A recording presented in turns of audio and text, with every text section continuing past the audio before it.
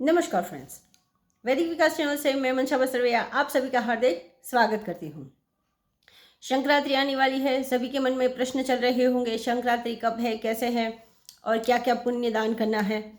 सभी के मन में ये विचार चल रहे होंगे, इसीलिए आज का ये एपिसोड बनाया हुआ है। लेकिन आगे एपिसोड को आगे बनाने से पहले मैं आप सबको बता दूं कि यदि आपको हमारे एपिसोड और उपाय अच्छे लग रहे हैं तो हमारे चैनल को लाइक करें, शेयर करें और सब्सक्राइब करें। और आपके जीवन में कोई भी समस्या है तो नीचे दिए गए नंबर पर फ़ोन करके आप समस्या का निवारण भी करवा सकते हैं। आज के विषय की बात करते हैं मकर संक्रांति। मकर संक्रांति कब है? तो मकर संक्रांति 14 जनवरी को भी है और 15 जनवरी को भी पुण्यकाल है। 14 और 15 दोनों तारीख को पुण्यकाल है। मकर संक्रांति तो 14 जनवरी के दिन ही है। संक्रांति यानी एक राशि से दूसरी राशि में जब सूर्य नारायण जाते हैं तो उस संधि काल के समय को संक्रांति बोला जाता है। अभी सूर्य नारायण धनु राशि में चल रहे हैं, इसीलिए धनुर्मास हम बोलते हैं। और 14 जनवरी के दिन शाम को 3:11 से लेकर सूर्यास्त तक के समय में सूर्य नारायण मकर राशि में चले जाएंगे।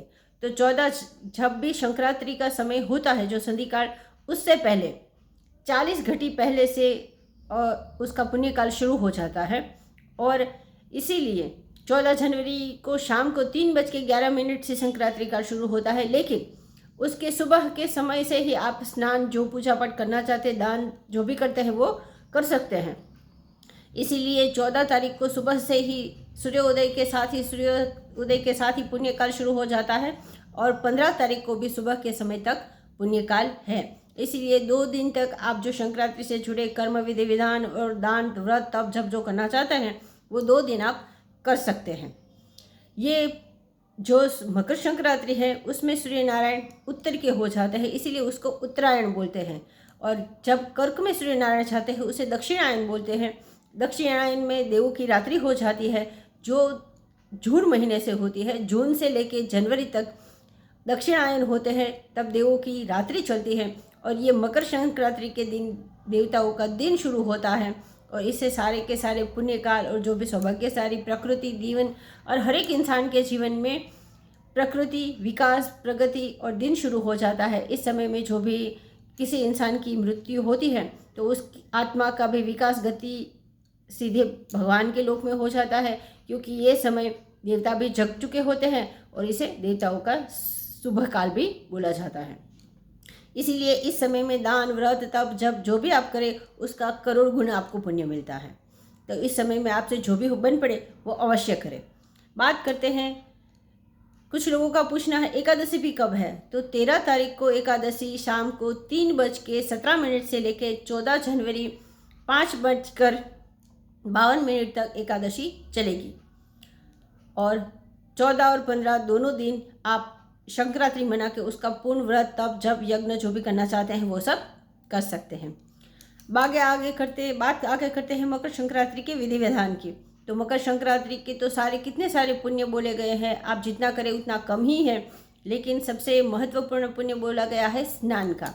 इस दिन सूर्योदय से पहले जो भी इंसान स्नान कर लेता है उसमें जल में काले तिल डाल के, दर्भ डाल के, तुलसी पत्र डाल के, आपके पास जो भी अवेलेबल हो, आपके पास जो भी सहूलियत से आपको मिल जाए, उसमें आप जल में काले तिल डाल सकते हैं, तुलसी पत्र डाल सकते हैं, दर्भ डाल सकते हैं। वो डाल के आप भगवान नारायण का, कोई भी आप किसी भी भगवान को मानते हैं, उसका मंत्र बोलते बोलते स्नान सूर्योदय से पहले करने वाले को उस दिन ये सब बोला गया है कि जो मकर संक्रांति के दिन सूर्योदय से पहले भगवान का स्मरण करते करते जो भी पवित्र जल से स्नान करता है, जो ये सब चीज़ें डाल के बोला गया है, वो इसमें से कोई भी आपके पास सहूलियत वो डाल के आप स्नान करते हैं तो ब्रह्म पुराण में ऐसा बोला गया है कि 7 जन्मों के, सप्त जन्मस्य रोगस्य नाशस्य जन्म दुख दरानास्य, यानी कि 7 जन्म के जन्म मृत्यु रूपी रोग, यानी कि शरीर, इस जन्म में शरीर को लगे हुए रोग ही नहीं, लेकिन काम, क्रोध, लोभ, मद, मत्सर, ये सब हमारे जीवन के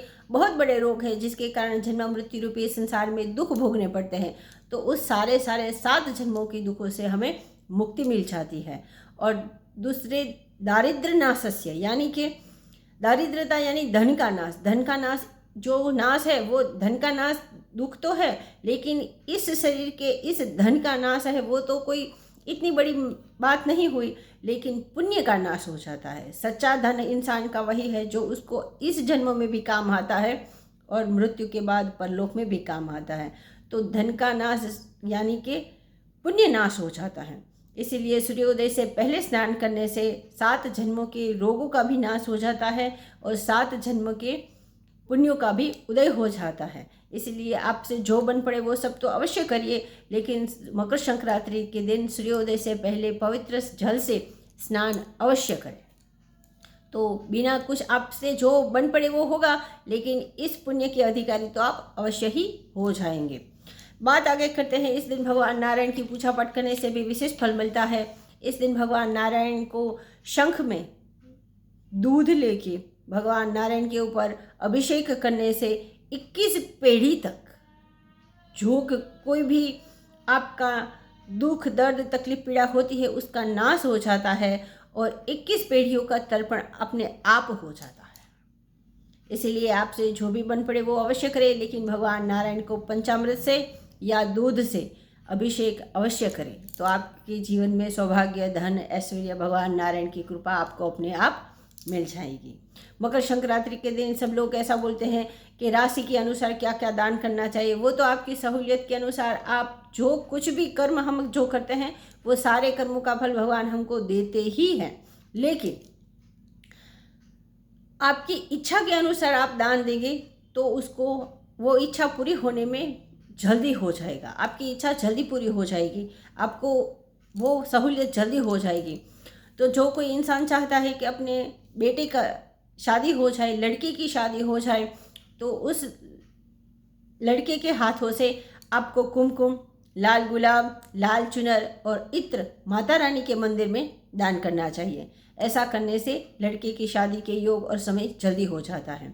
यदि कोई चाहता है कि मुझे अपनी बेटी की शादी करवानी है, लड़की की शादी करवानी है, तो उस लड़की के हाथों से हल्दी, चने की दाल, केसर, ये सब चीज़ें भगवान शिव के मंदिर में या किसी ब्राह्मण को अर्पित करनी चाहिए। ऐसा करने से उस लड़की की शादी के योग जल्दी शुरू हो जाता है।